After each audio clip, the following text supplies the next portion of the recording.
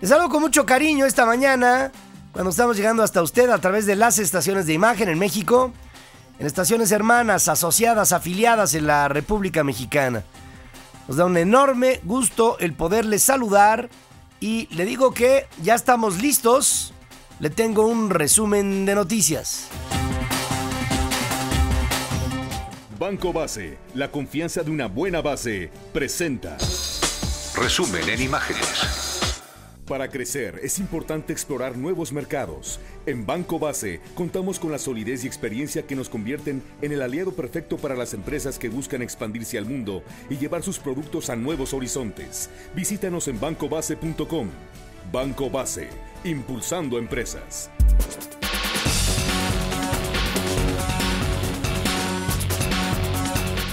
Barack Obama y su rival republicano Mitt Romney meten el acelerador a fondo en víspera de la elección presidencial de este martes, en la que también se renovará la totalidad de la Cámara de Representantes, que está bajo control republicano, y un tercio de los 100 escaños en el Senado, que actualmente tiene una mayoría demócrata. Los últimos sondeos presentan prácticamente un empate entre Obama y Romney, con ligera ventaja para el actual presidente ante el colegio electoral, órgano que decide al ganador con base a la distribución de votos en los estados de la Unión Americana. El colegio electoral está compuesto por 538 electores y se requiere de 270 para obtener la victoria, con base en estados en donde Obama lleva la delantera. Con ello tendría asegurados 243 de los 270 requeridos, mientras que Romney está ahora acumulando 206. Parece poco, pero la distancia es amplia en el colegio electoral. El presidente estuvo el sábado en Wisconsin, en Iowa y en Virginia, y el domingo visitó la Florida, Colorado y Ohio, considerado este último la joya de la corona, puesto que ningún rival republicano ha llegado a la Casa Blanca sin ganar ese estado, en el que Obama mantiene una corta ventaja. El candidato demócrata acusó a su rival de ser un gran vendedor de sus viejas ideas con un nuevo empaque. Think about that. Think about the issue of trust. Think about, do you want a president who's going to actually tell you what he believes and what he thinks, or somebody who's going to, who's going to, change the facts? After 4 years as president, you know me. You may not agree with every decision I've made. You may be frustrated sometimes at the pace of change. But you know what I believe. You know where I stand. You know I tell the truth. You know that I'll fight for you and your families every single day as hard as I know how. You know that. Parecía un preacher de esos de las iglesias, ¿no? En donde dicen, because love in God, y el otro dice, yes, yes, yes. Entonces, dice, ustedes saben lo que yo creo. A lo mejor les frustra la velocidad del cambio, pero por lo menos saben en dónde estoy parado y qué es lo que quiero para todos ustedes. Saben que me entrego. Ha llegado a decir en algún lado, ¿saben ustedes en dónde está la prueba de que me he entregado? En mis canas, dice. Cuando yo llegué a la Casa Blanca tenía el pelo negro. Hoy el pelo ya es entrecano y voy derechito a tenerlo totalmente blanco. El aspirante republicano, o sea, el señor Mitt Romney, viajó el sábado a otros estados clave como New Hampshire, en donde hoy, por cierto, estará cerrando Obama. Estuvo en Iowa, en Colorado, en Ohio y en Pensilvania, un estado demócrata que confía arrebatar a su contrincante. Hoy concluirá en Wisconsin. De ahí, Romney insiste en atacar la gestión de su oponente. Obama prometió mucho, ha conseguido muy poco, subraya.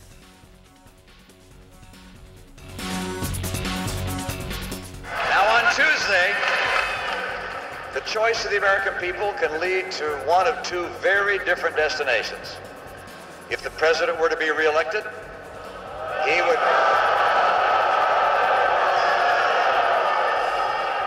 It's possible, but not likely. If he were to be reelected, he will still be unable to work with people in Congress because he's ignored them, he's attacked them, he's blamed them, and then the debt ceiling, it's going to come up again, and shutdown will be considered, and default will be threatened, and that freezes the economy. It makes it harder to get jobs again. The president was right the other day when he said he can't change Washington from the inside, only from the outside. Let's make sure and give him that chance, okay? Sí, dice el señor Mitt Romney que realmente el presidente de los Estados Unidos se ha echado encima al Congreso porque no los ha volteado ni siquiera a ver. Dice, y con ello, con esta situación en contra, ha podido avanzar muy poco. Y dice, el presidente tiene razón. Dice, no puede cambiar a Washington desde dentro, tiene que ser desde afuera. ¿Qué le parece si le damos esa oportunidad a el presidente Obama, que por cierto pudiera llegar a reelegirse? Claro, si ustedes lo dejan.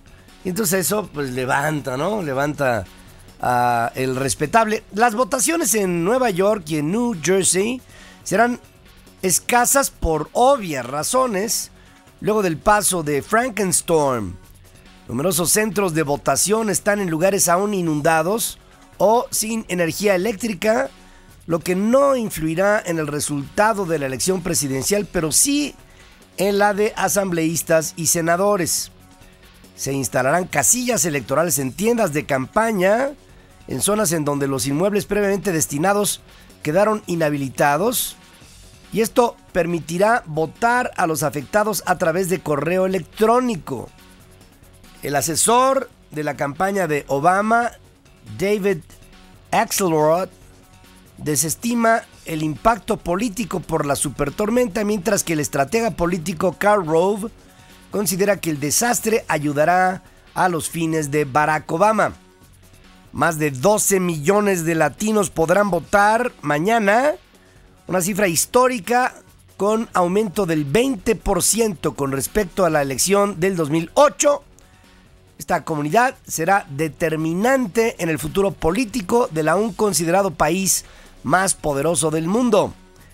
Los electores estadounidenses deberán de decidir en diversos estados sobre 174 diferentes referéndums en temas variados, entre ellos la legalización de la marihuana en Oregon, Colorado y Washington. Este último estado, donde según las encuestas marcará un parteaguas con su aprobación. También se elegirá gobernador en 11 estados y 2 territorios. En otro tipo de cuestiones relacionadas con el futuro inmediato de nuestro vecino, los ministros de finanzas y gobernadores de los bancos centrales del G20 se reúnen este lunes aquí en México en un entorno de preocupación por focos rojos en distintos puntos del mundo, pero en especial por el llamado precipicio fiscal de los Estados Unidos, el Fiscal Cliff. La eventual falta de un acuerdo político para resolver el vencimiento de exenciones fiscales al inicio del 2013 podría generar una severa recesión en Estados Unidos que arrastraría inevitablemente al mundo a otra severa crisis. Esta será la última reunión del G20 bajo la presidencia mexicana, que entregará la estafeta a Rusia el próximo año. Y ahí el presidente del G20 hoy es el presidente Calderón, digamos como representante del Ejecutivo. Por otra parte, el presidente del Banco Mundial, Jim Yong Kim, presentó el manual del G20 para el manejo financiero de desastres naturales, que ya empieza a ser un factor, en donde destaca que las pérdidas económicas por este tipo de causas se han triplicado en las últimas 3 décadas. Cada vez es más el impacto de los fenómenos naturales en el mundo, y en los países, y en sus administraciones, y en su gasto, aparte de las calamidades que esto representa. En la recta final de su mandato, el presidente Felipe Calderón, en esta tobogán, ¿no?, de una gira febril por todas partes, inauguró este domingo la modernizada carretera perimetral de Cozumel, que al incluir una ciclovía de primer orden, busca convertir a este destino turístico en un paraíso del ciclismo, según destacó. Como ya acostumbra con este tipo de actos, el presidente Calderón se despidió. Fíjese que el presidente Calderón tiene un particular cariño por Cozumel. Va, le gusta bucear ahí, le gusta andar en bicicleta ahí, y se despidió de los isleños. Yo quiero que le transmitan ustedes, amigas y amigos, a todas las cozumeleñas y a todos los cozumeleños, mi gratitud personal y la de mi familia por la gran hospitalidad con las que hemos sido tratados siempre que hemos tenido oportunidad de estar aquí en Cozumel. Probablemente ahora que no sea presidente va a estar más difícil para mí, porque ya no estará para mí disponible la casa de la base aérea, pero de cualquier manera haré mi mayor esfuerzo por cuantas veces pueda, pues poder venir aquí a vacacionar a Cozumel, que no será con tanta frecuencia, pero será siempre con el mismo cariño y con la misma gratitud. Así que muchas gracias, Cozumel, y que Dios los bendiga a todos. Ya de mañana el presidente pondrá en marcha el proyecto hidrológico del sexenio, la presa de La Yesca, en Nayarit, una de las 5 presas más altas del mundo por su cortina. Tiene una cortina de 208 metros a la corona, solamente superada en México por Chicoacén, que tiene 262. Pero de todas maneras es una cortina con particulares retos de ingeniería que la hacen muy, muy, muy especial, esta presa de La Yesca. En Campeche, familiares y correligionarios recordaron al fallecido exsecretario de Gobernación, Juan Camilo Muriño, cuando ayer se cumplieron 4 años de su muerte en aquel accidente aéreo que costara la vida a 8 personas. Más, aparte de él, en aquel avión Lier 45 que cayó aquí a las faldas de las lomas de Chapultepec, a un lado del periférico. Quiero solamente recordarle que estábamos en Washington cubriendo lo que serían las elecciones en los Estados Unidos, y de estas elecciones entre el candidato demócrata Barack Obama y el candidato republicano en aquel tiempo John McCain, ¿se acordarán ustedes? De repente, chúmbale, me llega la noticia de que se cayó un avión en las faldas de las lomas de Chapultepec, y me decían insistentemente, y se piensa que a bordo de ese avión venía Juan Camilo Muriño, el secretario de Gobernación. Dije, aquí se acabó todo, desde el punto de vista de lo que estábamos haciendo allá, ¿no? En fin, el hecho es que así fue, y todas sus consecuencias. Había muchas especulaciones sobre quiénes iban a bordo. Me habían hablado de José Luis Santiago Vasconcelos. Decía yo, pero ¿cómo es posible que viniera Juan Camilo Muriño con ese hombre a bordo? Es una irresponsabilidad. Si alguien estaba amenazado en el gobierno federal, era justamente José Luis Santiago Vasconcelos. Era una tontería el haberlo subido a ese aparato, y lo subieron. Y de ahí las consecuencias. ¿Que fue un accidente? Yo no lo creo. Yo siempre he pensado que la muerte de Juan Camilo Muriño y la muerte de Francisco Blake Mora, ambas fueron asuntos de elementos de la delincuencia infiltrados en el gobierno, solamente para demostrar hasta dónde de su alcance. Y las cosas en la vida no son por casualidad, no lo son. La Comisión de Trabajo de la Cámara de Diputados iniciará la discusión de la minuta de reforma laboral con la expectativa de que en esta misma semana pudiera ser aprobada ante el Pleno. El análisis se centrará en los 8 artículos que modificó el Senado, lo que agilizará los trabajos, según indicó el secretario de esa instancia, que es Fernando Salgado. El coordinador de los diputados del PRI, Manlio Fabio Beltrones, plurinominal, dijo confiar que en breve se tendrá la reforma laboral que el país necesita, mientras que el panista Luis Alberto Villarreal, plurinominal, llamó a no postergar inútilmente el bienestar de los trabajadores, mientras que la senadora perredista Dolores Padierna, plurinominal, todos los que tienen voz son plurinominales, dice confiar que la reforma se atorará en San Lázaro porque tiene más retrocesos que avances. Es lo que dice la señora Dolores Padierna, pobre. En Jalapa, Andrés Manuel López Obrador aseguró que el Movimiento de Regeneración Nacional, el Morena, una vez transformado en fuerza política, no tendrá los vicios de los partidos tradicionales, no habrá cabida para el nepotismo, el sectarismo, el influyentismo y la corrupción, así lo dijo. Tenemos una gran responsabilidad y tenemos que cuidar a Morena para no caer en los vicios de partidos, para que no se desvíe Morena, porque si fracasa Morena, pues entonces no habría esperanza. El ejército capturó al presunto operador del Cártel del Pacífico en Sonora, Jesús Alfredo Salazar Ramírez, conocido como el Muñeco o el Pelos, a quien se atribuye el asesinato del activista del Movimiento por la Paz con Justicia y Dignidad, Nepomuceno Moreno. Salazar Ramírez fue detenido en Huixquilucan, en el Estado de México, el jueves pasado, y sobre él pesa una orden de aprehensión en una corte federal de Texas, que fue girado, esta orden de aprehensión fue girada en agosto del 2006. En esta capital fue consignado el modelo Armando González, también apodado El Muñeco, así como dos de sus presuntos cómplices en el delito de secuestro agravado, luego de concluir un arraigo por 30 días. En Reynosa, 9 presuntos delincuentes fueron abatidos en una serie de enfrentamientos y narcobloqueos en las principales avenidas de esta ciudad fronteriza entre la noche del viernes y gran parte del sábado.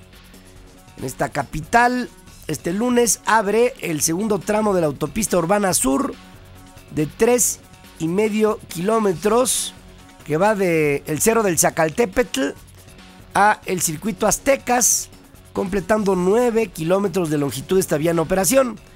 El uso de la tarjeta de prepago TAG está homologada, por lo que los usuarios de los dispositivos Televía, Telepase o Llave podrán utilizar tanto la autopista urbana sur como la norte y el viaducto Bicentenario. Bueno, ya era menester que la homologaran, ¿verdad? Este domingo inició el horario de invierno en la franja fronteriza, al igual que en los Estados Unidos, a diferencia del resto del país que aplicó una semana antes debido a la interrelación económica y social en esa parte del país. A mí me tocó estar el viernes y parte del sábado en Mexicali, a donde les envío un caluroso abrazo. Y sí, allá teníamos una hora de diferencia con el centro, justamente porque ahí se había quedado el horario de verano hasta anoche, y con ello a partir de ahora ya estamos con 2 horas de diferencia. Quiero enviarle un abrazo a la comunidad médica de Mexicali, con quien tuve el enorme privilegio de poderme reunir con ella el viernes por la noche. Noche ya tarde, por cierto, qué desvelados son y qué buena jornada la que pudimos vivir juntos.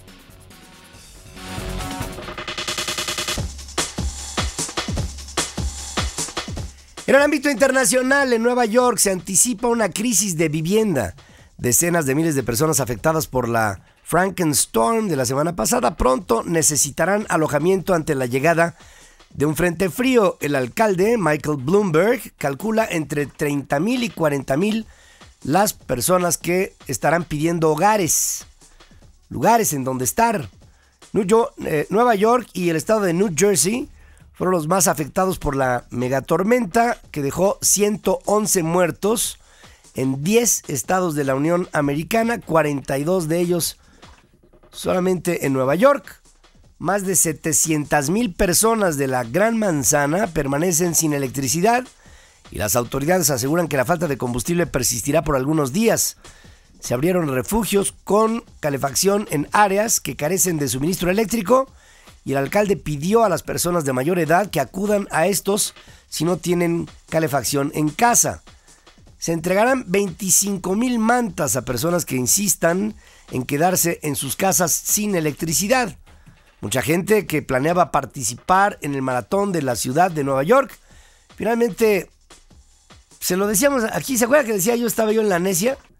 Se va a cancelar, me decía Pablo, y con razón, dice Michael Bloomberg, dice que va el maratón que hay que sacar a la ciudad. Pues sí, pues una cosa es el deseo y otra la posibilidad. Había demasiadas condiciones adversas en logística y finalmente en la madrugada del sábado todavía me metí a internet antes de acostarme y decía New York Marathon 2012 cancelado. Mucha gente que planeaba participar en este maratón, finalmente cancelado, acudió al castigado distrito de Staten Island el domingo por la mañana para ayudar a las víctimas de la tormenta. Otros maratonistas decepcionados improvisaron carreras por su cuenta. Unos se reunieron en el Central Park, incluidos equipos de deportistas italianos, alemanes, españoles, que comenzaron sus maratones personales dando algunas vueltas al parque.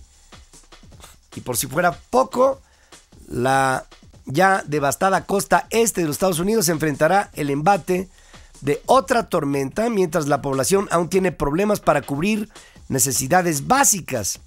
Un sistema de tormentas afectará en las próximas horas a los estados del sureste como Alabama y Georgia, con fuertes vientos, lluvia y granizo. Se prevé que en su camino hacia el norte, la tormenta, que no tiene las proporciones de Sandy, afecte a las costas de New Jersey y Nueva York el próximo jueves con fuerte lluvia, vientos, oleaje, vientos de entre 65 hasta 80 kilómetros por hora. El Tribunal Penal de Irak sentenció a muerte al fugitivo vicepresidente Tarek al-Hashemi por cargos de terrorismo en la tercera pena capital en su contra y la segunda en menos de una semana. Al-Hashemi, quien se encuentra en Turquía desde hace 6 meses, fue condenado por su implicación en un atentado con coche bomba en contra de peregrinos chiitas hace un año. La oposición siria inició una cumbre considerada decisiva en la que tratará de reorganizarse para afrontar la creciente pérdida de credibilidad del Consejo Nacional Sirio, mientras la violencia volvió a azotar al corazón de Damasco y otros lugares del país.